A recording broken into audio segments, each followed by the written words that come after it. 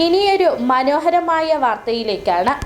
കേരളത്തിൻ്റെ കാടുകൾ ഇന്നും നമ്മളോട് പറയുന്നുണ്ട് ലോകത്തിന് തന്നെ അപൂർവമായ ജീവൻ്റെ കഥകൾ. വെസ്റ്റേൺ ഘാട്ടിലെ കാടുകളിൽ മാത്രം സ്വാഭാവികമായി കാണപ്പെടുന്ന ഒരു അപൂർവ പൂവാണ് ഉണ്ണീശോ പൂവ് എന്നറിയപ്പെടുന്ന ഡെൻഡ്രോബിയം അക്വിയം.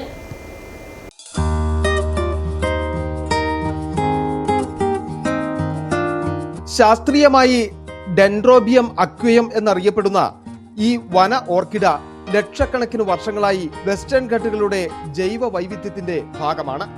മരങ്ങളിലോ പാറകളിലോ മാത്രം വളരുന്ന ഈ ചെടി പരോപജീവിയല്ല.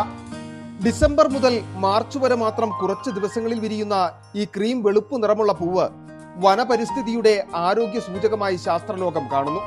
ഉണ്ണീശോ പൂവ് വെസ്റ്റേൺ ഘട്ടുകളിൽ മാത്രം കാണപ്പെടുന്ന സ്പീഷ്യസ് ആണ്. അതായത് അമേരിക്ക, യൂറോപ്പ്, ആഫ്രിക്ക തുടങ്ങിയ ഒരു ഭൂഖണ്ഡങ്ങളിലും ഈ പൂവില്ല. അതായത് നമ്മുടെ വെസ്റ്റേൺ ഘട്ടിന്റെ സ്വകാര്യ അഹങ്കാരം.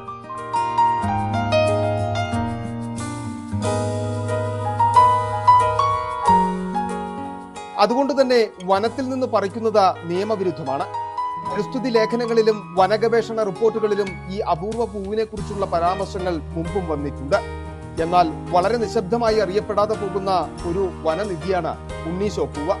വനനശീകരണവും കാലാവസ്ഥാ വ്യതിയാനവും ഇത്തരം പൂക്കളുടെ വംശനാശത്തിന് ഭീഷണിയാവുകയാണ്. ഇത് സംരക്ഷിക്കേണ്ടത് കാടിൻ്റെയും പ്രകൃതിയുടെയും നിലനിൽപ്പിൻ്റെ ഭാഗവുമാണ്. ഇത് നിലനിൽക്കുന്നിടത്തോളം കാലങ്ങളിൽ മാത്രമേ ഈ കഥകളും അവശേഷിക്കുകയുള്ളൂ. ഇടുക്കിയിൽ നിന്നും സിറ്റി വിഷൻ ന്യൂസിനു വേണ്ടി ടിൻസ് ജെയിംസ്.